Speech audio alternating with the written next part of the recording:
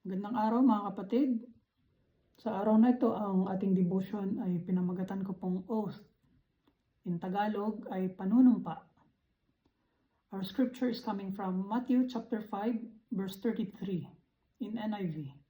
Again, you have heard that it was said to the people long ago, "Do not break your oath, but fulfill to the Lord the vows you have made."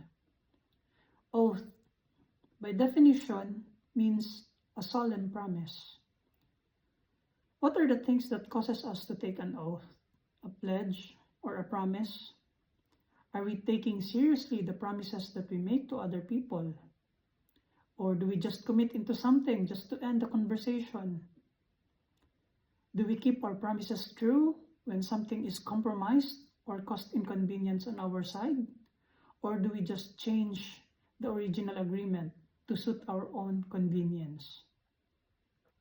In Matthew chapter 5 verse 34 to 37, "But I tell you, do not swear an oath at all, either by heaven, for it is God's throne, or by the earth, for it is his footstool, or by Jerusalem, for it is the city of the great king.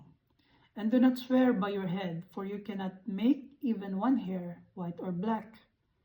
All you need to say is simply yes or no. Anything beyond this comes from the evil one." The Bible says that when we make an oath, we simply say yes or no, because anything out of the promises we made, we tend to violate our own words. That's why the second part of verse 37, it says, "Anything beyond this comes from the evil one."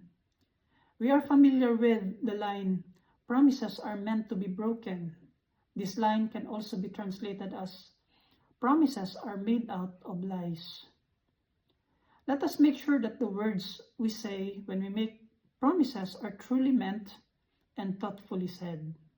As followers of Christ, let the integrity of our words makes us trustworthy witnesses for God. Let us pray. Dear Heavenly Father, thank you for being faithful to us.